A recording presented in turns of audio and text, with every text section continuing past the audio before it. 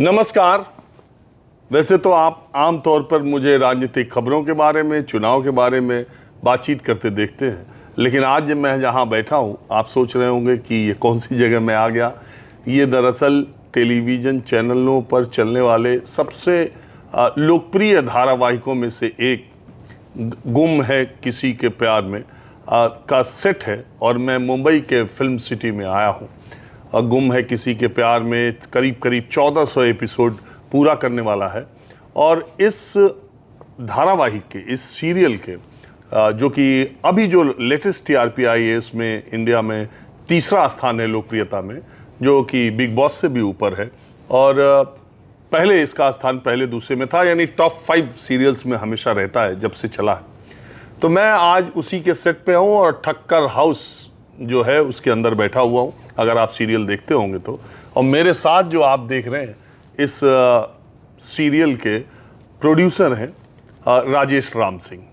पहली बात तो यह है कि टीवी जो सीरियल इंडस्ट्री है उसमें राजेश राम सिंह एक बहुत बड़ा नाम है। अगले जन्म मुहे बिटिया ही की जो बहुत फेमस टीवी सीरियल शो हुआ उसके डायरेक्टर थे। अपना माता की चौकी इनका पहला सीरियल था जो कि बहुत हिट हुआ था।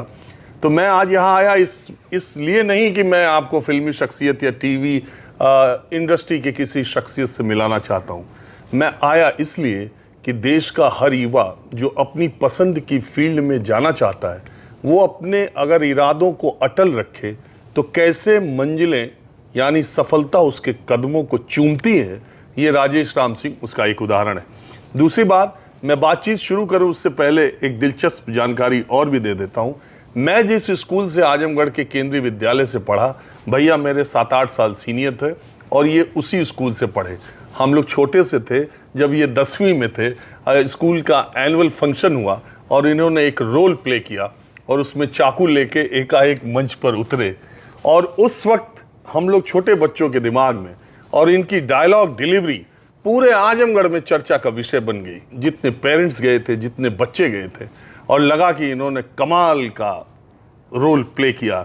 और वहीं से जो तारीफ इनको मिलनी शुरू हुई, इनके मन में मुंबई जाने का विचार आने लगा।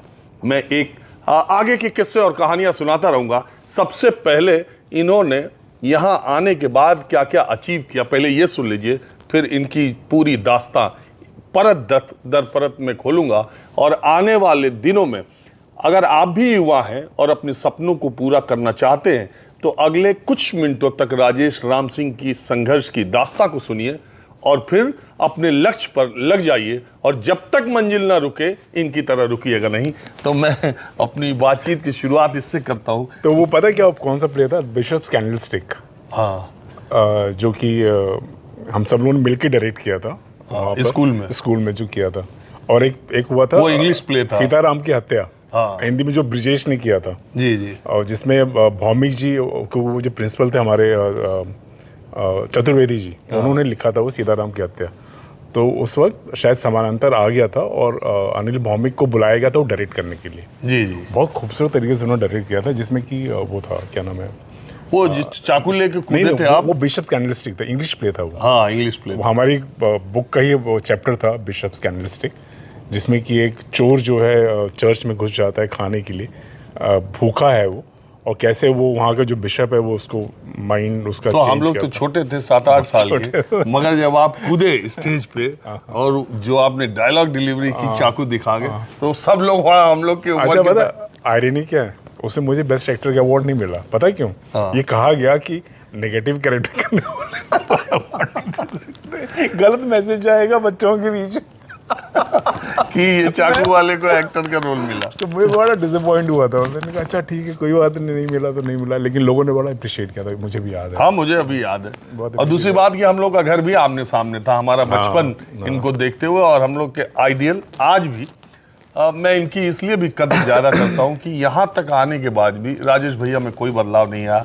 आप मुंबई से, दिल्ली से कभी भी फ़ोन कीजिए, तुरंत उठाते हैं, तुरंत कहते हैं आप मेरे घर आओ, यहीं रुको, यहीं खाओ, जैसे थे वैसे बने रह गए। तो उस वक्त भी हम लोग के एक आइडियल के तौर पर, बड़े भाई के तौर पर ये दिखते थे। भैया एक बात बताइए, मैं चूँकि घर के सामने ही रहता था तो मुझे पता है, अंकल जो है इतने स्ट्रिक्ट गार्जियन थे। हम अपने फादर से उतना नहीं डरते थे जितना उनसे डरते थे, उनको देख ही के डर लगता था। और आप जब ये एक्टिंग के बारे में सोच रहे थे तो हम लोगों को मालूम है कि आपको बहुत मार पड़ती थी, डांट पड़ती थी, तो ये क्या, कैसे आप नहीं, मैं बताता हूँ क्या था कि जैसे डैड के लिए ना एक्चुअली सेंट्रल स्कूल भी उनके उसमें था। हाँ, वो सीपीडब्ल्यूडी में थे। सीपीडब्ल्यूडी में अंकल इंजीनियर थे, तो वो उनके उसमें था, चार्ज में था। तो पापा जब आते थे बैग लेके, चश्मा पहन के ना, तो मेरे दोस्त बोलते थे तेरे पापा जो डॉन लगते हैं, बहुत डर लगता है देख के उनको। बहुत स्ट्रिक्ट फादर थे वो, बहुत स्ट्रिक्ट, तो हमने देखा है, बहुत स्ट्रिक्ट थे। हम लोग बहुत डरते थे उस वक्त। वो आजमगढ़ के बाद इलाहाबाद उनकी पोस्टिंग हो गई थी, लेकिन जब भी आते थे वो हम लोग बैंड बजाती कि मतलब पापा डैड आ रहे हैं आज, पता नहीं क्या होगा। मम्मी सच चीज़ें छुपाती थी। तो बाय द टाइम स्कूल से निकलने के बाद, जब मैं 10th तक ही था अपना केवी जी, उसके बाद वेस्ली चला गया, जाना पड़ा क्योंकि 11th तक ही सेंट्रल था, फिर आप वेस्ली इंटर कॉलेज वेस्ली में चला गया। तो वो वहाँ पे जाने के बाद चूंकि भौमिक जी ने प्ले किया था सीताराम की हत्या, तो उनके बारे में पता चला था। तो उन लोगों ने बोला कि आ जाओ हमारे साथ।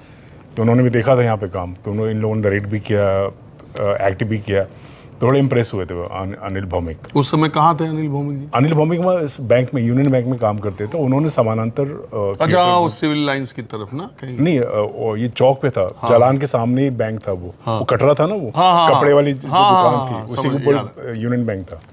तो वो वहाँ पे वो उन्होंने ग्रुप फॉर्म किया था समानांतर करके इन लोगों ने, जिसमें वो प्ले उन्होंने करना शुरू कर दिया था, जिसमें उन्होंने काफ़ी बादल सरकार को लेकर वर्कशॉप किए थे उन लोगों ने। तो बाय द टाइम मैं उनके पास आया था तो ये वर्कशॉप वगैरह हो चुका था, तो वो प्लेज वगैरह कर रहे थे वो। तो उस प्रोसेस में उनसे जुड़ना हुआ वो।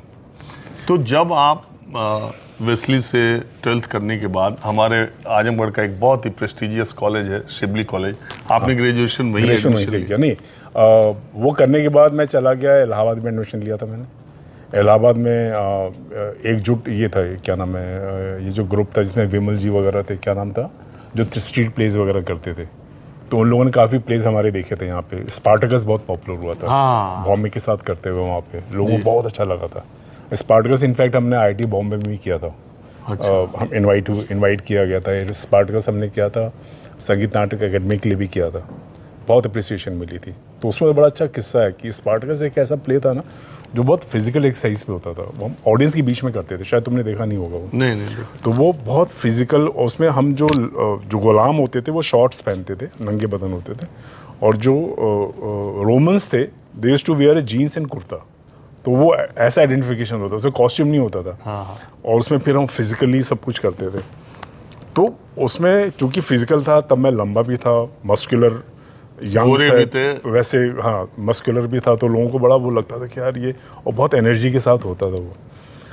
तो हमने वो IIT में किया, बहुत अप्रिशिएट हुआ। संगीत नाटक अकेडमी में इनवाइट किया गया था। तो मुझे याद है बच्चन साहब बीमार हुए थे, उनके बाद तो फिल्म रिलीज़ हुई थी खुद्दार, बच्चन साहब के फैन सब। तो हम 2-3 लोग जो है निकले, शाम को प्ले था और गए देखने के लिए, पिक्चर देखने चले गए। अच्छा, भौमिक जगह ये था कि जिस दिन प्ले होता है उस दिन तुम लोग आराम करोगे, कोई काम नहीं करना, सिर्फ आराम करो, शाम को परफॉर्म करो, प्ले करो, बिकॉज एनर्जी जाती थी उसमें। तो हम लोग चले गए लखनऊ में पिक्चर देखने, खुदार देख के आए, चुपचाप आके सो गए। शाम को वैसा प्ले हुआ, कैन यू बिलीव कि एनर्जी ना ज़ीरो हो गई थी। वो ना ऐसा लग रहा था पता नहीं कुछ तो मिस हो गया। मैंने पहला एक्ट किया और एक्ट करने के बाद मुझे ना गुलाम की तरह ऐसे हाथ करके खड़ा होना होता था। और खान साहब आते थे, शमशुल्लाह खान, क्या बोलते, सलीबों की कतारें, यहाँ से वहाँ, रोम से कापुआ तक। और मैं जब खड़ा होता तो आगे मेरी तरफ इशारा करते थे, मुझे चक्कर आया। अच्छा, प्ले ऐसा होता था ना कि लोगों को लगता था शायद ये एक्ट का ही पार्ट होगा, लोगों को समझ में नहीं आया। लाइव ड्रामा में, थिएटर में ये होता है कि कई बार आप गिर भी जाते हैं या हट भी जाते हैं, तो लोग सोचते हैं ये पार्ट है। और वो खान साहब ने बोला सलीबों की कतारें, रोम से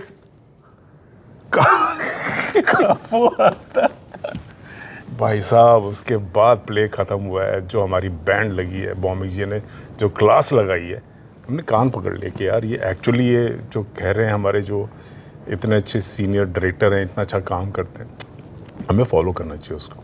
तो बहुत सीरियसली फिर वो, तो डैड को पता चला कि ये रोज़ रिहर्सल कर रहा है। अच्छा, लेकिन उनमें ना एक मुझे याद है पापा का कि क्योंकि आप पढ़ाई में भी बहुत अच्छे थे, मतलब पढ़ाई में ठीक था मैं, बहुत अच्छा नहीं था, ठीक था, किसी तरह से मैं पास हो जाता था, पढ़ाई कर लेता था, पास हो जाता था। वर्क रिहर्सल्स के लिए रोज़ वेस्टली जाना फिर आना। डैड इलाहाबाद होते थे, जब आते थे उनको पता चलता था कि ये तो प्ले वगैरह कर रहा है वो। लेकिन उनका मुझे याद है जब मैं स्कूल में था केवी ईटानगर, जब 6th में मैंने एडमिशन लिया था, तो वहाँ पे एक टीचर थे, उन्होंने महाराणा प्रताप पे पोरस में एक प्ले लिखा था, और उन्होंने ये बोला कि डैड ने बोला कि इसको थोड़ा सा डिबेट्स में डालिए, थोड़ा समहाउ उन्होंने इंक्लाइन उन्होंने किया था वो। अच्छा। तो मैं डिबेट्स में चला गया। तो जब आप मुंबई आने का फैसला किया उसमें तो उनकी रजामंदी नहीं? वो मैं बताता हूँ, बड़ा इंटरेस्टिंग किस्सा है वो भी। तो समवेयर ना, वो मुझे बचपन की याद है, राय शर्मा के फ़ैन भी थे ये। हाँ। तो दिल्ली में जब हम लोग रहते थे तो राय शर्मा कोई पिक्चर छूटती नहीं थी, और मुझे साथ लेके जाते थे। अच्छा। आज भी ऐसी मेमोरी शॉप, मतलब चाणक्य में या कमल थिएटर था यहाँ पे, यहाँ पे 2 जगह ना, ये हमेशा वो राय शर्मा की पिक्चर, मुझे तो कभी लगता है कि यार इन्होंने तो, मम्मी को नहीं ले जाते थे, मैं जाता था साथ में। अच्छा। मुझे साथ लेके जाते थे। मे भी शायद वही रीज़न है कि मेरा नाम रायशी रख दिया उन्होंने। कभी कभी ऐसा लगता है मुझे। तो उनके दिमाग में ना कहीं ये था कि ये करे, लेकिन वो बहुत खुले हुए नहीं थे, वो कभी बोलते नहीं थे वो कि इसको एक्टिंग करना चाहिए, नहीं, उनको डर लगता था कि समाज क्या बोलेगा। ये जो मैंने बाद में रियलाइज़ किया। तो जब आप ग्रेजुएशन करके आए? नहीं, वही दिन पूछा उन्होंने वहाँ पे क्या करना है, तो याद है हमारे घर के बगल में वो था, उसकी छत पे सोते थे, जो आटे वाला था, उसका खेत था ना वहाँ पे। और एक चक्की थी वहाँ पे, चक्की की छत पे हम लोग चक्की से सीढ़ी से कूद के वहाँ चले जाते थे। तो आए वो, तो ऐसे ही पूछा क्या इरादा करने का, मैंने कहा एक्टिंग। कुछ बोले नहीं वो, एक्चुअली शांत हो गए वो। तो फिर वो भौमिक जी घर गए, मैंने भौमिक जी को बोला कि डैड को मैंने बोला कि ऐसे ऐसे, तो कुछ रिएक्ट नहीं किया उन्होंने। तो वो आए, तो उन्होंने बोला कि नहीं इसमें है, लेट हिम गो, आप इसको जाने दीजिए, जो करना चाहता है करने दीजिए। लेकिन कभी उन्होंने अपोज नहीं किया कि खबरदार जो तुमने ये किया, ये कभी नहीं किया तुमने। बट कभी मुखर हो कि ये भी नहीं बोला कि तुम करो, मैं सब कुछ सपोर्ट करूँगा।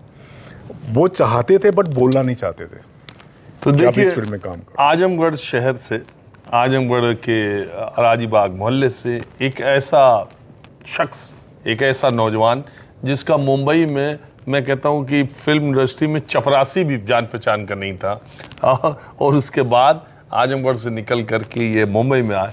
देखिए ये जो सेट पे हम बैठे हैं, मैंने आपको पहले भी कहा कि टीवी सीरियल का चर्चित शो गुम है किसी के प्यार में, वो जो आजकल चल रहा है, उसके सेट पर हम बैठे हैं, ये ठक्कर हाउस में। आपको मालूम है फिल्मों के शूटिंग के लोकेशंस फिल्म सिटी में और ये सीरियल्स के हैं। आप सीरियल देखते होंगे तो आपको अंदाज़ा लग रहा होगा। भैया मुझे आप ये बताइए, जैसे अभी भी बहुत सारी फील्ड ऐसी हैं, अब तो नए बच्चे, एक माँ बाप सबको झोंके हुए हैं कि तुम 10th पास कर लिए तो तुम मैथ्स लो, साइंस लो, इंजीनियर बनो, इंजीनियरिंग की कोचिंग करो, 1.5 लाख 2 लाख, मेडिकल लो और डॉक्टर बनो, जो उस नहीं करना चाह रहा है आप कॉमर्स लो, ये लो। हर पेरेंट अपने बच्चे को मार पीट के सिर्फ पढ़ाना चाहता है। आपने ये मुकाम हासिल किया, आज आप BMW गाड़ी से चलते हैं, आज आपके पास आप 500 लोगों को महीने की सैलरी, आप लोग प्रोडक्शन हाउस खोल के 4-4 सीरियल बना रहे हो, आज आपके पास मुंबई में वो सब कुछ है, और सबसे बड़ी बात है कि गांव में भी आप इतना जुड़े रहते हैं, गांव में भी आपने सब कुछ कर दिया। तो सक्सेसफुल बनने के लिए बच्चे का जो इंटरेस्ट हो उसको पेरेंट्स को नहीं ज़्यादा आगे बढ़ाना चाहिए, बशर्ते ये कि अपनी इच्छाओं को थोपना चाहिए। नहीं, राजेश राम सिंह कैसे पैदा होता? मैं बताता हूँ, और इसमें ना 2 चीज़ें होती हैं। आप देखिए मोस्टली बच्चों को अगर आप देखिए, काफ़ी इंडस्ट्री में हमारे इसमें कितने राइटर जो कि इंजीनियरिंग करके आ गए हैं या इस टेक्निकल एस्पेक्ट, टेक्निकल फील्ड से उन्होंने एजुकेशन ली है, they are writing, they are directing, बहुत से, क्योंकि उनका इंटरेस्ट था। तो उन्होंने पेरेंट्स के कहने पे उतना तो कर लिया, लेकिन इवेंचुअली वो जो करना चाह रहे हैं, वो भाई माँ बाप ने बोला कि इंजीनियरिंग कर लो, भैया ये आपके हिसाब से हमने कर लिया, अब हम वो करना चाहते हैं जो हम करेंगे। ये तो आजकल बहुत हो रहा है, और मैंने देखा है कि बच्चे ट्रेंड होके इंडस्ट्री में आ रहे हैं। पहले ही होता था कि वो ट्रेंड होके नहीं आते, जैसे हम ट्रेंड होके नहीं आए। जैसे भौमिक जी ने बोला तुम NSD ज्वाइन कर लो या NSD के लिए फॉर्म भर दो, तो मुझे भी लगा कि अगर एक्टर ही बनना है तो NSD के में जाके 4 साल या 3 साल निकाल कर एडमिशन के लिए जाओ, 3 साल वहाँ करो, फिर उसके बाद वहाँ जाओ। इवेंचुअली आपको प्रैक्टिकल एक्सपीरियंस आपको सेट पे मिलने वाला है या वो काम करके मिलेगा। तो उसमें क्या होता है कि बहुत ज़रूरी है कि ये अंडरस्टैंडिंग कि आपको एक्चुअली करना क्या, एक तो बहुत इंपॉर्टेंट है ये, भले वो आप MBA करके आ जाइए या अपना नहीं, जैसे आपका तो क्लियर था, मेरा क्लियर था, आपको इसी में आना है, मेरा आप क्लियर आ था। गए। हाँ, मैं आ गया, राइट। तो फिर आपका स्ट्रगल भी रहा, वो सब हम लोग जानते हैं, और आपने फिर अचीव भी कर लिया, जितना सोच के आए थे उससे कहीं ज़्यादा। नहीं, मैं कहता हूँ कि मैंने कोई स्ट्रगल नहीं किया एक्चुअली। क्यों नहीं किया? क्योंकि समहाउ मुझे ऐसे लोग मिले यहाँ पे, ईश्वर की कृपा थी कि लोगों ने मुझे बहुत प्यार दिया, बहुत सपोर्ट किया। बहुत लोग नेपोटिज्म स्ट्रगल में इसलिए मुझे समझ में नहीं आता कि स्ट्रगल में इसलिए कह रहा हूँ कि हमको तो याद है ना, आप आजमगढ़ से मुंबई आए, हाँ, तो मुंबई की कौन सी ट्रेन जाती है और किस किस स्टेशन से जाती है, हम लोग को ये भी नहीं पता था, आपको भी नहीं पता था। पता तो मुझे भी नहीं था। तो आप आ गए, और आप यहाँ कैसे किए होंगे? तो मैं एक सवाल, लोग ये कहते हैं कि अगर फिल्म इंडस्ट्री में जाना है तो आपको सिख मतलब पंजाबी होना या मुसलमान होना बड़ा ज़रूरी है, इन्हीं दोनों का कब्जा है। नहीं। और अगर आपके बाप दादा चाचा फूफा मौसा मौसी नहीं है तो फिल्म इंडस्ट्री में, टेलीविज़न इंडस्ट्री में आपका पैर रखना मुश्किल। आप एक इंजीनियर के बेटे होके आजमगढ़ जैसे शहर से यहाँ पर आए, तो आपको कैसे ब्रेक मिला? आप फिल्में डायरेक्ट किए जिसमें अजय देवगन थे। नहीं, मैं बता दूँ।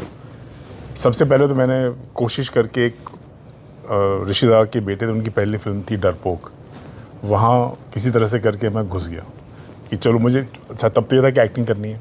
पहले तो आप एक्टर बनने आए थे, तो ये था कि मैं घुस जाऊँ वहाँ पे।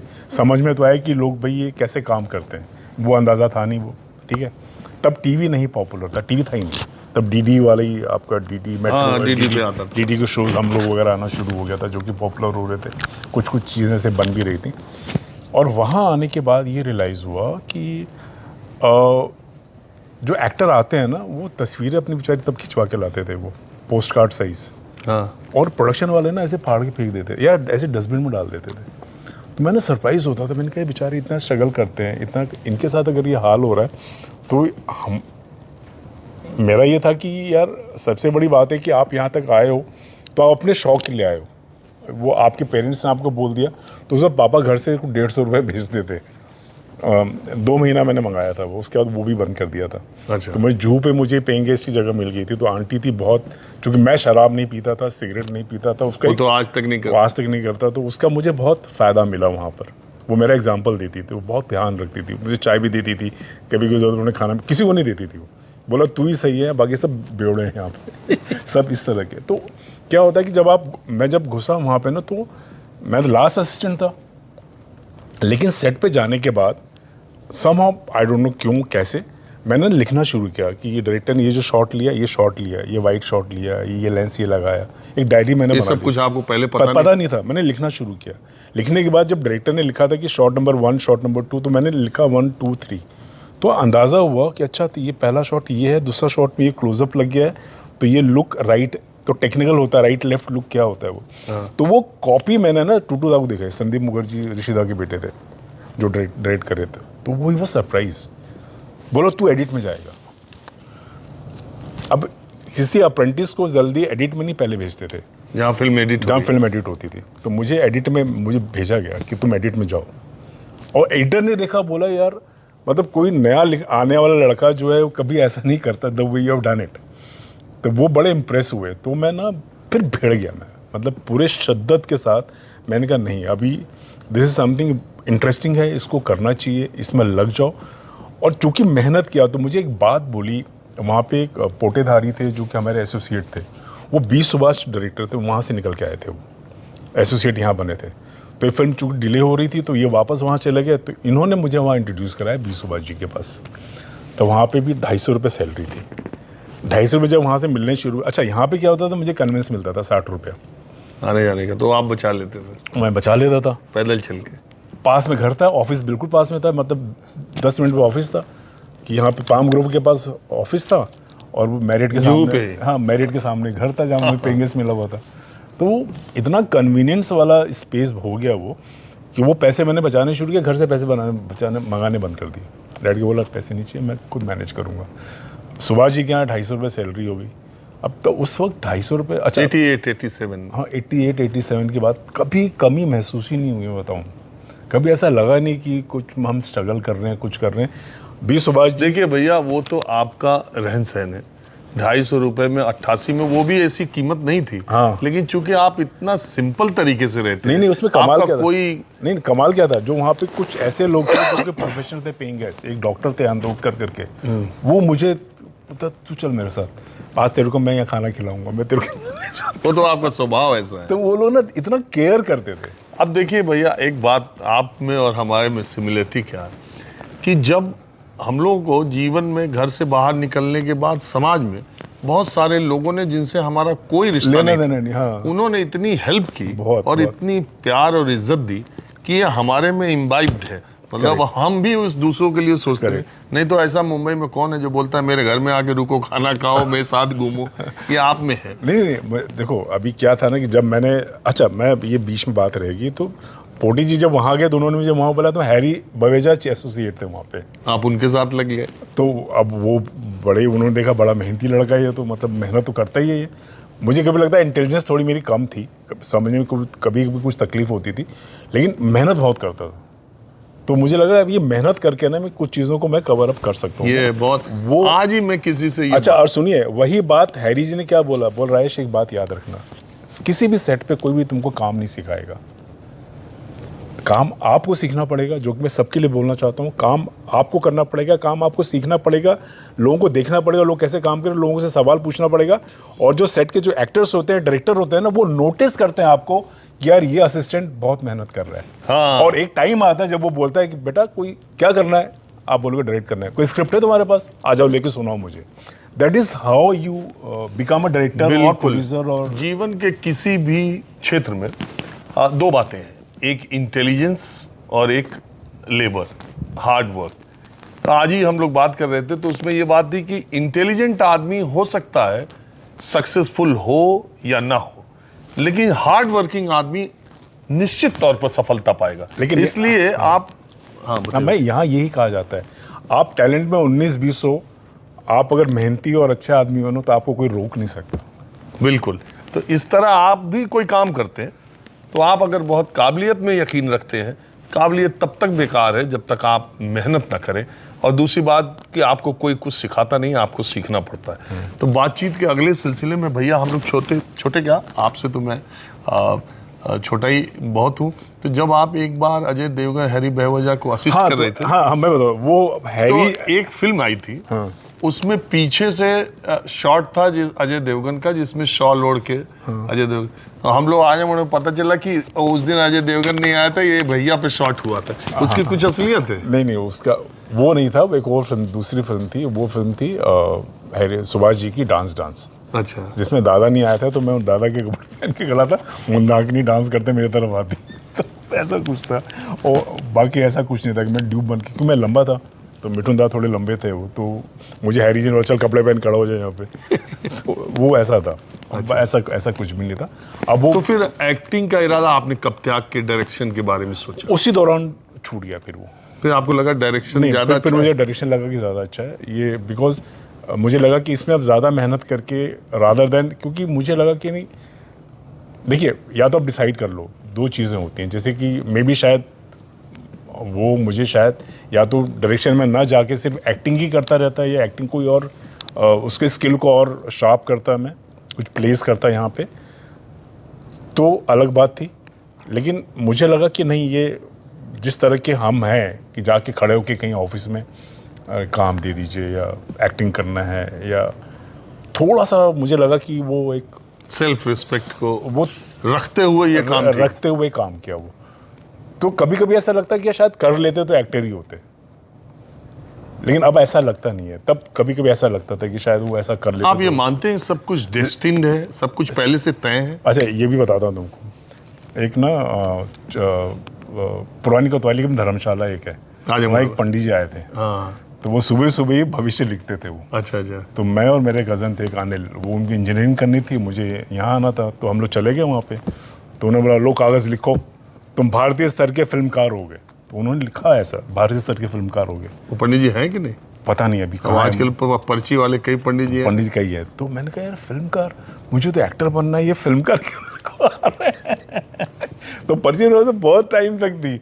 मुझे लगता था नहीं कुछ गलती हो गई यार, एक्टर भी तो फिल्मकार ही होता है। रियलाइज नहीं हुआ कि घूम फिर के आप फिल्मकार ही बन गए। तो कहने का मतलब ये, लबो लबाब कहने का मतलब ये कि बहुत ज़रूरी है जो आप करना चाहते हैं उसी में कोशिश कीजिए। अगर आपने रास्ता बदला कि सोचा कि ये करके साथ में ये कर लूँगा, नहीं होगा कभी। ये मेरा एक्सपीरियंस है। तो आप अगर शायद मैं एक्टिंग ही कोई स्किल करता रहता या एक्टिंग के लिए ही सोचता, एक्टिंग के लिए ही भागदौड़ करता, maybe I would become an actor. लेकिन वो मैंने नहीं किया। मुझे लगा कि शायद मैं डायरेक्शन करके फिर एक्टिंग कर लूँगा, बट वो पॉसिबल नहीं हुआ। बिकॉज आप इतने ज़्यादा इन्वॉल्व हो गए, लोगों का नज़रिया आपके लिए बदल गया। तब ऐसा नहीं होता था कि आप डायरेक्टर को बोले चलो तुम अच्छा दिखते हो एक्टिंग कर लो, तब वो बिल्कुल कोई नहीं बोलता था। आप जहाँ हो आपको वैसे ही लोग दिखते थे। तो ये अजय देवगन को लेके फिल्म डायरेक्ट करना, नहीं, अजय को मैंने डायरेक्ट नहीं किया, वो हैरी जी ने। अच्छा, हैरी जी ने उसमें असिस्टेंट डायरेक्टर। हाँ, हैरी जी वहाँ से निकले तो डायरेक्टर बने। उन्होंने पहली फिल्म बनाई त्रिनेत्र, मिठुन दा के साथ और मंदाकिनी के साथ, मिठुन और शिल्पा के साथ। सेकंड फिल्म वो दिलवाले बनाई थी उन्होंने, अजय देवगन की फूल और कांटे हिट हुई थी उसके बाद। तो दैट्स हाउ मैंने वहाँ उनको असिस्ट किया, उसमें असिस्ट किया, दिलजले में असिस्ट किया। तो हैरी जी ने पूछा मेरे से क्या इरादा है। अब देखिए डेस्टिनी कहाँ से कहाँ लेके जाती है। हैरी जी ने पूछा क्या इरादा है, मैंने कहा ओबियसली डायरेक्टर बनना है। तो कब बनेगा, कोई स्क्रिप्ट है तेरे पास तो चल तैयारी कर, I will produce it for you. Because Dilwale hit हो गई, दिलजले हिट हो गई थी, पैसा हो गया, पैसा था उनके पास। उन्होंने बोला मैं प्रोड्यूस करता हूँ तुम्हारे लिए सिद्ध। और मुझे हैरी जी के पास रहते हैं, कितने लोगों ने बोला तू इतनी मेहनत करता है हैरी, तेरे को हैरी जी इतने पैसे भी नहीं देते, तुम बाहर निकलोगे तुम्हें बहुत पैसे मिलेंगे और ज़्यादा एक्सपोजर मिलेगा। तो मैंने ना कभी भी वो दिमाग में वो बात आने, लॉयल्टी क्वेश्चन बहुत इंपॉर्टेंट है। आज हम गड़ियों में लॉयल्टी क्वेश्चन बहुत रहता है, and that has paid me. वो लॉयल्टी थी जिसकी वजह से हैरी जी ने मुझे, वो छोटी छोटी फायदे के लिए रोज उछल कूद करना कभी नहीं किया। मुझे भी बहुत सारे लोग कहते हैं कि एक चैनल में इतने साल से क्यों पड़े हो, दूसरी जगह में आगे चले। मैंने कहा मैं टीवी चैनल में रिपोर्टिंग छोड़ दूंगा, लेकिन मैं चैनल नहीं छोड़ूंगा। हाँ, जब तक सामने वाला नहीं बोले भाई तुम्हारी जरूरत नहीं, चलो। हाँ, जब तक मुझे सामने से। और मैं भी कोशिश करता हूँ, हमारी टीम में भी आई ऑल्सो बिलीव इन कि लोग ज़्यादा टाइम से साथ रहें, साथ काम करें, एक इमोशन जुड़े रादर देन जस्ट एक बिजनेस पर्पस हो, साथ काम करने। तो भैया ये जो आप फिल्मों के डायरेक्शन से ये जो टीवी सेट्स पे आ गए और ये सीरियल्स बनाने लगे, ये 1500 एपिसोड आपके चलते हैं, इतना हिट आपका है। अगले जन्म मोहे बिटिया की जो रिकॉर्ड ही बना गया था, फिर ये 2.5 साल वो चला। हाँ, 2.5 साल के करीब चला। फिर ये गुम है किसी के प्यार में, इसके पहले छोटी सरदारनी एपिसोड की हमने, तो 900 एपिसोड। ये जो आपका ये सफर टीवी में कैसे आ गए? तो अभी हुआ है कि फिल्में तो मैं कर रहा था, फिल्में मैं कभी भी, मैं भगवान दया से कभी खाली नहीं था। पहली फिल्म डायरेक्ट करने के बाद, पहली फिल्म चली नहीं थी, पर दूसरी फिल्म मुझे मिली अपने, वो भी अपने जुगाड़, अपनी मेहनत से। बागी, संजय दत्त को डायरेक्ट किया मैंने। हाँ। तीसरी फिल्म आँच, नाना पाटेकर। हाँ, देखिए बागी में अजय देवगन को याद कर लिया, संजय दत्त को आपने डायरेक्ट, संजय को डायरेक्ट किया। संजय दत्त, मनीषा कोइराला, शिवाजी साटम, वो लोग थे। फिर आँच, नाना पाटेकर, परेश रावल, वो डायरेक्ट करी। तो कभी भी मैं काम, मेरे पास हमेशा था, लोगों ने मुझे बहुत काम दिया यहाँ पे। लेकिन भैया आप बट पैसा नहीं दिया।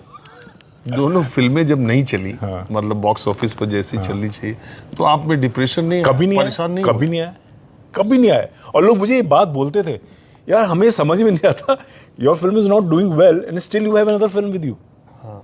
मैंने कहा वो मुझे नहीं पता, बट ये मुझे हमेशा लगता था कि यार नहीं, मतलब नहीं चली कोई बात नहीं, आगे बढ़ो, रास्ता बनाओ अपना, डिप्रेशन में मत बैठो। चूंकि कहते हैं कि मैं शराब नहीं पीता, मेरे लिए डिप्रेशन से निकलना मेरे लिए वर्कआउट होता था। मैं जाके थोड़ी एक्सरसाइज जिम चले जाओ, तो मैं सारा स्ट्रेस जो है मैं वहाँ निकाल देता था। तो कभी भी मुझे डिप्रेशन नहीं हुआ। मेरे बुरे से बुरे टाइम में कोई मेरी शक्ल देख के नहीं बोल सकता था कि मेरी जेब में 5 रुपये नहीं है। हर आदमी को लगता था बहुत पैसे वाला है। कभी मुझे महसूस नहीं होने दिया यहाँ पे कि मैं बहुत बेचारा हूँ, बहुत परेशान हूँ। कभी किसी को मैं बहुत, मेरी हेल्प करो, मेरी हेल्प कभी नहीं, मेरा हाथ पकड़ लो। द मोमेंट यू आप ये करना शुरू कर देते हैं ना, तो लोग आपको रिजेक्ट करना शुरू कर देते हैं। यहाँ आप कोई भी आपको मतलब आपके डिप्रेशन को देखना नहीं चाहता।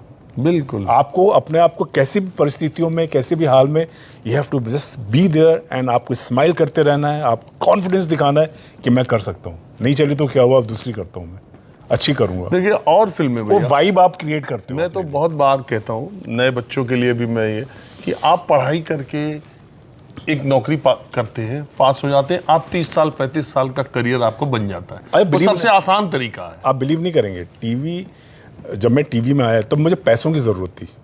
जब टीवी मैंने शुरू किया तो किसी ने बोला टीवी कर ले, पैसे मिल जाएंगे, अच्छे पैसे मिलते हैं यहाँ पे। और टीवी में फिल्म वाले डायरेक्टर ज़्यादा फिट नहीं होते, बिकॉज काम करने का तरीका अलग होता है। टीवी की अपनी लैंग्वेज है, ठीक है। जब मुझे पहला शो मिला, सिद्धार्थ तिवारी, स्वास्तिक प्रोडक्शन, इतना बड़ा प्रोडक्शन हाउस था, उन्होंने मेरे से सिर्फ बात की एंड बोले राइश you are doing the show. And आपकी बात बताऊँ मैं आपको, इतनी मुश्किल थी ना उस वक्त की। मैं सिद्धार्थ ने बोला कि you are doing the show, उन्होंने मेरा कोई काम नहीं देखा था, आई डोंट नो क्या वाइब्स थी। वही कहते हैं आप वाइब कैसी देते हो सामने वाले को जब मिलने जाते हो, वो बहुत इंपॉर्टेंट है। कितना पॉजिटिव वाइब आप क्रिएट कर रहे हो अपने लिए, ये थोड़ा स्पिरिचुअल है। ये कि मैंने कुछ इस बात का कुछ एहसास हुआ कि आपको क्रिएट पॉजिटिव वाइब आप जब किसी को मिलने जाते हो, बहुत लोगों को लगना चाहिए आदमी से मिल के अच्छा लगा। ये नहीं लगा कि अरे यार थोड़ा दूर रखो इसको, वो वाले वाइब नहीं होने चाहिए। वो बहुत वैसे हैं, क्या नाम कहते हैं ना, कि वो ऑरा आप क्रिएट करते हो, जो कि कहा जाता है। मैं निकला, प्रहलाद जी के यहाँ उनकी फिल्म कर रहा था मैं, खुशबू, नई स्टार कास्ट के साथ, उनसे मिलने गया। वहाँ उमेश का फ़ोन आया कि पापा जो है गांव में गिर गए। तो मैंने कहा अरे यार, और 2 दिन बाद मुझे आउटडोर के लिए निकलना था। मेरे पैसे फिक्स हो गए थे कि ये 15,000 रुपये पर डे मिलेंगे तुमको, 13,000 साढ़े 13,000 रुपये पर डे मिलेंगे। फिर कुछ अगर शो चला तो तुमको 15,000 रुपये पर डे दिया जाएगा। तो टीवी में पर डे के हिसाब से पैसे दिए जाते हैं। हाँ, पर डे के हिसाब से दिए जाते हैं। और ये पता चला शाम को घर पहुँचते रहते पता चला पापा नहीं है। आप चले गए तुरंत? नहीं, सुनो अभी आप। एंड मेरे पास मुंबई में थे? मुंबई में था, स्क्रिप्ट हाथ में थी मेरे। तो मेरे साथ अमित था, अमित ने बोला यार जाना तो है अभी। तो मैं निकला तो उमेश ने बोला कि पापा को बनारस लेकर आएंगे, और सीमा भी जा रही थी आजमगढ़। उमेश भैया के छोटे भाई का, और सीमा बहन का नाम। तो सीमा भी आजमगढ़ ही जा रही थी, वो बनारस पहुंचे थे वो लोग। तो सीमा को वहाँ रोका गया, मैं यहाँ से एयरपोर्ट तक गया और मैंने सिद्धार्थ को फ़ोन किया, सिद्धार्थ ऐसे ऐसे हुआ है। और सिद्धार्थ बोला रैश एक काम कीजिए, आप जाइए वहाँ पे, अगर आपको लगता है कि आप फिर भी आ सकते हैं तो मुझे बता दीजिएगा। आई एम नॉट, मैं ये नहीं बोल रहा हूँ कि मैं फिर कुछ और कर लूँगा, लेकिन still I will wait for you. इतनी बड़ी बात बोली। एयरपोर्ट से मैं घर वापस गया, स्क्रिप्ट उठाई, बनारस लैंड किया, पापा का अग्नि संस्कार हुआ। मैंने उमेश को बोला तुम करो, और ये बात बोली मैंने उमेश को, देखो जो होना था वो तो हो गया। मतलब होता ना कि आपको लगता था पापा को पहली बार देखा वहाँ पे, लाइक मतलब ऐसा था कि आप सोचते हो कि यार इनको साथ ले जाएंगे, साथ रखेंगे, रिटायर हो गए ये वो। और फिर उमेश को बोला देखो अभी जो होना तो हो गया ना, ये अपॉर्चुनिटी है, मैं इसको मिस नहीं करना चाहता, बाकी सब काम तुम करो, let me go back for the shoot. 2 दिन बाद मैं शूट पे था। अपना काम, क्योंकि आपके पास बहुत दिन बाद इतना बड़ा काम आया था। ईश्वर भी परीक्षा लेता है। और ना फिर वो दाढ़ी रखी रही। जब 13वीं तो मैंने 10वीं तो दाढ़ी काटी वहाँ पर, याद है हम लोग शूट कर रहे थे कश्मीर में, भदरवा एक जगह, वहाँ पे शूट कर रहे, 2 महीने का आउटडोर था। और बिलीव नहीं करोगे, वहाँ रहते हुए ही ईशानी की डेथ हुई, उसी आउटडोर में थे बिटिया की। वही आजमगढ़ गए थे वो लोग 13वीं के लिए, और वो लोग लौट रहे थे, उसका हुआ। और फिर मैं आया, 1-2 दिन दिल्ली रहा, वापस सेट पे गया। मैंने कहा नहीं यार, मतलब पहले ही प्रोजेक्ट जो आपको मिला उसमें फादर भी खो दिए, बिटिया भी खो गई, तो इम्तिहान तो बहुत मुश्किल। बट ये था कि नहीं यार ठीक है, अभी जो हो गया, यू हैव टू जस्ट, आपको ना राइट करना है। और वो माता की चौकी, मतलब जब देखा लोगों ने, मैं तो वो कर रहा था जो मुझे आता था, मैंने कभी ये कोशिश नहीं की कि मैं टीवी की तरह बना दूं। हाँ, मैंने कहा जो मुझे आता है मैं वो करूंगा। वो तो बहुत हिट हो गया था। नहीं, लेकिन वो टेक्निकली भी ना, मतलब पूरी टीम को ना लगा कि यार कुछ अलग ही शूट हो गया। अच्छा, ऐसा लगा, मतलब वो टीवी की तरह नहीं था लगा लोगों को। तो अब मैं वो कर रहा था जो मुझे आता था, कभी मैंने प्रिटेंड नहीं किया। अब ये जैसे इतने बड़े बड़े सेट लगाते हैं आप, इतने बड़े बड़े, तो इतना, और एक साथ 3-3, 4-4 सीरियल आपके चल रहे हैं। कल मैं आपके साथ गया भी था, आप एक नए प्रोजेक्ट पे अब काम करने लगे, वो भी एक बहुत बड़ा इंटरनेशनल उस पे।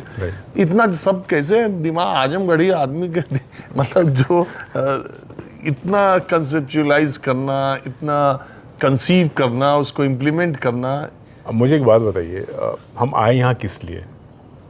इसीलिए आए ना। आदमी यही तो मौके ढूंढता है कि आप काम पे काम करो, अच्छा काम करो, सोचते रहो, आप क्रिएटिव है, क्रिएटिव वर्क है, बाउंडेशन नहीं है यहाँ पे।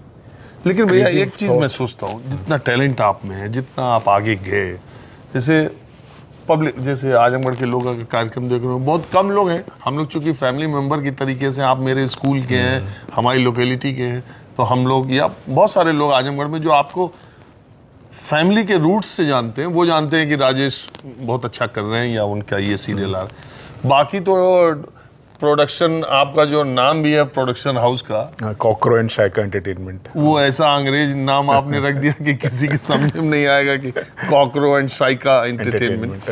तो वो लोग, जैसे मैं ये कहता हूँ कि जो पर्दे पर आता है उसकी पहचान उसकी लोगों के बीच में बड़ी ज़्यादा रहती। लेकिन मैंने देखा है जो लोग पर्दे के पीछे हैं, सफलता दरअसल उनकी कई गुना बड़ी होती है, या जिसको भी सफल किया है उन्होंने वो होती है। तो इसमें कभी आपने सोचा नहीं कि यार अपना नाम थोड़ा कम हो रहा है? नहीं, मैं कभी इस बात को सोचता ही नहीं। मैं कहते हैं ना कि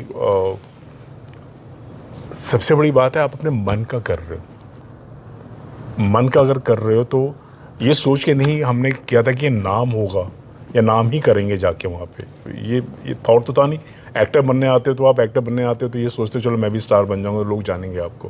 लेकिन जिस तरह की फील्ड आपने चुन ली है कि भाई इवेंचुअली आपने बोला है कि, तो आपको बहुत कंफर्ट लगता है। ऐसा नहीं कि आप कहीं जा रहे हो 6 लोग घेर के खड़े हो गए, या आपका प्राइवेसी में आपको कोई वो कर रहा है, क्या नाम है, प्राइवेसी में घुस रहा है कोई, या आपको बॉदर कर रहा है वो।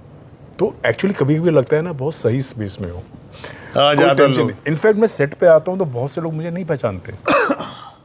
कभी कभी ऐसा होता है कि सेट पे आए तो, अब तो खैर आपने देखा होगा लोग जब नया शो शुरू होता है और सेट होता है तो लोग आके बोलते हैं अरे सर प्लीज़ पता नहीं था।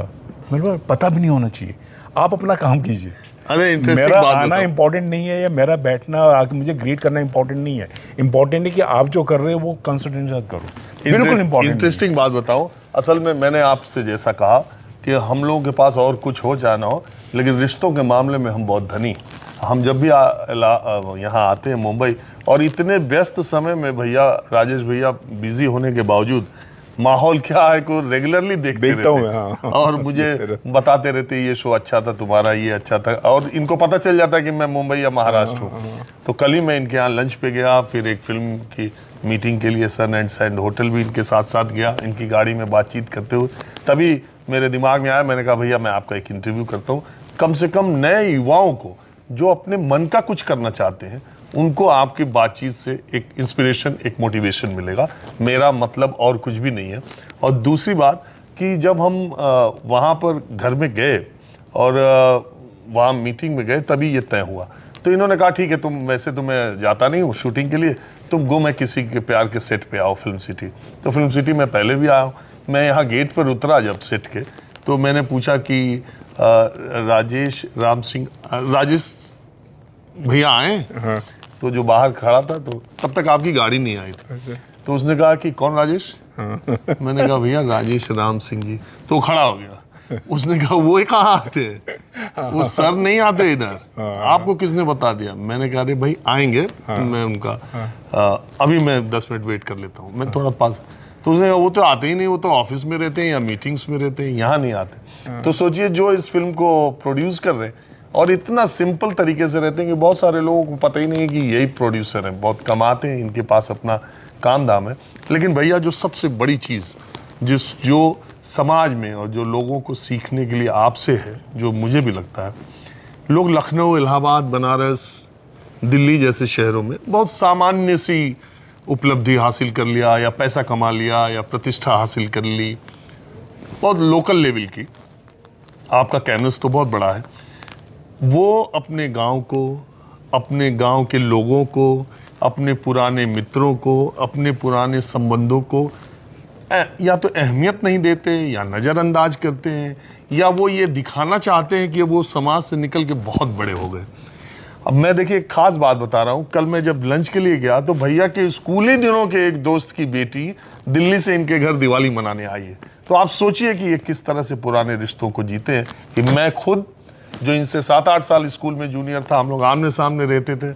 मैं खाना खाने गया और एक बिटिया दिल्ली से दिवाली की छुट्टियां इनके घर मनाने आई, और वो दोस्त इनके स्कूल के फ्रेंड है, और इनके सारे स्कूली दोस्त आज तक इनके संपर्क में, सब टच में, सब के सब। पूरा बैच। 3 तो यही है, पूरा बैच है। राजीव है यहाँ पे बैंक में, इस जनरल मैनेजर अभी। तो स्कूल केंद्रीय विद्यालय में जो जिनके साथ ये पढ़ते थे वो सब के टच में ये डेली रहते हैं। और खास बात, अभी गांव में इन्होंने बहुत बढ़िया मकान बनवाया, और ये यहीं से बैठे बैठे अपने गांव के लिए कभी कुर्सियां, कभी कभी लैम्प, फ्लिपकार्ट पे, अमेजन पे, और पूरी इनकी कोशिश रहती है कि गांव वाले घर में कोने में ये लग जाए, किचन में ऐसा हो जाए, चेयर ऐसी लगे। आप सोचिए कोई आदमी मुंबई में जो आलीशान एक विला टाइप फ्लैट में रह रहा है, जो फिल्म इंडस्ट्री का या टीवी इंडस्ट्री का एक बड़ा नाम है, जिसके पास प्रोडक्शन हाउस है, जो 500 लोगों को रखा हुआ है काम पर, वो आदमी अपने गांव के घर के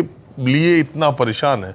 और दूसरी बात, ये खुद या भाभी जी हर महीने या दूसरे महीने गांव जाते भी रहते हैं। तो ये चीज़ भैया जो है, मैं सबसे ज़्यादा, मैं आपको यकीन बताऊं, सबसे ज़्यादा ये चीज़ आपकी प्रभावित करती है। आप अभी भी जो आते हैं तो आप बचपन में जिन बच्चों को आपने देखा है, उनको ठोकते ठाकते उनका नाम लेते जाते रहते हैं। बड़े हैं, आप उनका इतना सम्मान करते हैं। सब लोग कहते हैं राजेश मुंबई जाके बिल्कुल नहीं बदले, आप भोजपुरी वालों से भोजपुरी बोलते हैं।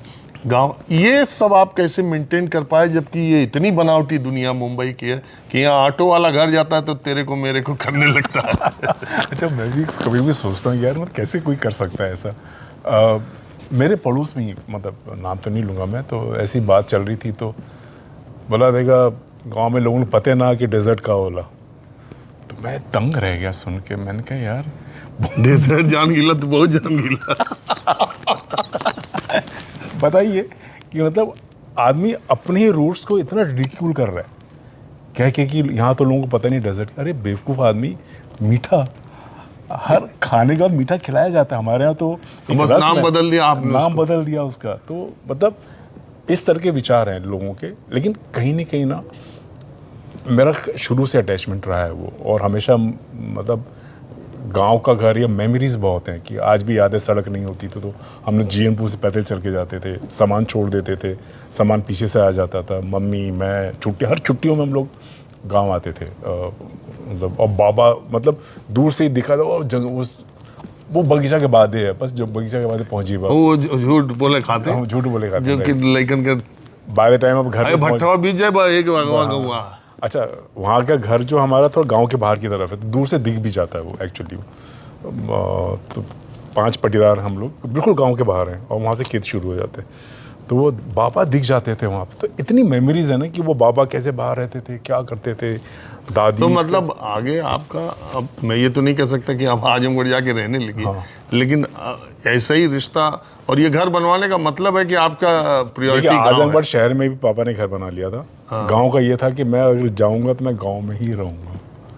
मैं अभी जब से ये काम हो गया है, ये तब से मैं वहीं जाके रह रहा हूँ, मैं आजमगढ़ जाता ही नहीं। आजमगढ़ इतना वो हो गया, कंजेस्टेड हो गया, इतना बिजी हो गया। जो आनंद गांव का है ना, वो तो कहीं मिल ही नहीं सकता भाई। अब आपका जो बेटा है ईशान, वो भी जाता है, वो भी इसी इंडस्ट्री में आ गए, अनुपम खेर और उन खेर साहब के साथ कर रहा हूँ। तो उनका भी गांव से रिश्ता बेटे का? हाँ, तो अभी गया था तो 8 दिन रहा था, अभी जा रहा है हमारे साथ वो। तो अभी छुट्टी, मैंने बोला देख लो, पहले 3 दिन के लिए जा रहा था, 4 दिन के लिए। तो बोला नहीं पापा, आज मैं ना बात करता हूँ सर से, और उनको बोलता हूँ 2-4 दिन की और छुट्टी दे दें, 7-8 दिन रह के आते हैं वहाँ पे। तो वो तो इनफैक्ट प्लान कर रहा है दोस्तों को लेके जाए वहाँ पे। शहरों में रहने वाले लोगों को पता ही नहीं है कि गाँव कैसा दिखता है, गाँव क्या है, वहाँ का माहौल क्या है, लोग कैसे हैं, ओपननेस कैसी है वो। लेकिन अब गांव में भी तो जो लोग रह रहे हैं वो शहर वाले बनने की कोशिश कर रहे हैं। देखिए, मुश्किल ये है ना कि वो कॉम्प्लेक्सिटीज़ हैं कि वहाँ के रहने वाले लोग उससे खुश नहीं हैं। उनको लगता है कि ये जो ना ये बहुत मौज कर रहे थे, और जैसे आपके आसपास के लोग भी ये समझते हैं कि बहुत मौज कर रहे हैं। बट यहाँ पे तो आप दिन रात लगे हुए हो, इतना कॉम्पिटिटिव है। देखिए, आज मैं ऑलमोस्ट 55+ हो गया हूँ मैं, ठीक है। मेरे लिए बहुत इंपॉर्टेंट है जिस इंडस्ट्री में आप काम कर रहे हो, यहाँ पे हमारे लिए भी बहुत कॉम्पिटिटिव एटीट्यूड है लोगों का। नए नए बच्चे आ रहे हैं, टैलेंटेड लोग आ रहे हैं, आपको उनके साथ भागना है। आपको तो बिल्कुल उस पर रहना पड़ेगा, बिल्कुल टो पे रहना पड़ेगा कि आप कंपिटिटिवनेस के साथ उनके साथ दौड़ो। कल को ये तो नहीं बैठ सकते कि नहीं यार ये ठीक है हमारा टाइम नहीं, ऐसा नहीं है। आप भागिए उनके साथ, दौड़िए। लोगों को एहसास नहीं हो कि यार ये आप जो नए बच्चे आ रहे हैं या जो यंगस्टर्स हैं उनसे आप कहीं कम हो। सो वो बहुत मोटिवेट करता है। तो आप यहाँ पे काम करते रहिए, गाँव जाके आराम से रिलैक्स कीजिए। चलिए भैया, आपसे बात किए बहुत बहुत शुक्रिया, आपने समय दिया। तो आज आपने देखा राजेश राम सिंह का सफ़र आजमगढ़ से शुरू होकर मुंबई की टीवी इंडस्ट्री में किस कदर से छाए हुए हैं। और ये पूरा कार्यक्रम और इनसे बातचीत दिखाने का मेरा सिर्फ एक मकसद है कि आप भी अपने लक्ष्य के प्रति जागरूक रहें और अपने काम में लग जाएं बिना सफलता असफलता की परवाह किए बगैर। और नहीं, अगर सबसे बड़ी बात है, आदमी सोच के आता है कि मैं बहुत पैसे कमा लूंगा। आपका इंटरेस्ट क्या वो करो, पैसा तो आ जाएगा। बिल्कुल। जब मोमेंट आपने सोचा कि मैं पैसा कमाऊंगा, वह कभी सक्सेसफुल। जब भी आप काम करते हैं कि आप पैसा कमाएंगे, आप प्रतिष्ठा कमाएंगे, आप पद हासिल कर लेंगे, तो ये कर लेंगे तो शायद मंजिल दूर हो जाती है। जब आप अपने इंटरेस्ट का करते हैं और मेहनत करते हैं तो ये सारी चीजें खुद ब खुद आपकी तरफ चली आती है। भैया रोहित शेट्टी जो फिल्म डायरेक्टर, रोहित तो हमारे कंटेम्प्रेरी है, हमारे साथ के। जब मैं असिस्टेंट था तो कुकू जी का असिस्टेंट था वो। अजय के पास हमारा आना जाना हमेशा होता था। तो I have seen his journey also. बेचारे ने बहुत स्ट्रगल की है। और वो उनकी एक बात मुझे बहुत अच्छी लगती है, वो हम ही लोगों की उम्र के हैं। रोहित शेट्टी फिल्म डायरेक्टर कहते हैं कि जब आपको 15,000 रुपये तनख्वाह मिले तो आप 30,000 45,000 रुपये तक वाले का काम कीजिए। जब 45,000 सैलरी मिले तो आप 90,000 वाले का काम कीजिए। एक दिन आपको इतना पैसा मिलेगा जितना आपने सोचा नहीं होगा। करेक्ट है, बात सही है कि हमने कभी भी सेट पे रह के नहीं सोचा कि ये काम सेटिंग वाले का है या स्पॉट बॉय का है। हमने खुद ने कुर्सियाँ इधर उधर करी हैं, खुद झाड़ू लेके पोछा मारा है, झाड़ू मारा है सेट के ऊपर असिस्टेंट रहते हुए। आजकल के बच्चे जो भी आते हैं वो नहीं, this not my job, this is not my job. ये तो एकदम, ये हमारी स्कूलिंग बहुत अलग हुई है। हाँ, मतलब हमने हर चीज़ किया और हर चीज़ पता है, कोई शर्म नहीं कोई लगी। काम छोटा बड़ा नहीं। आज भी अगर मैं सेट पे बैठा हूँ, अगर मैं जैसे हमारे शो सेटअप हो रहे होते हैं, इफ़ आई सी कि बिकॉज मेरी नज़र पड़ जाती है कि यार यहाँ पे गंदगी पड़ी है, ये सर ये ठीक नहीं, वो ठीक नहीं, मैं खुद बुलाता नहीं किसी को, मैं खुद झाड़ू लेके I will still do that.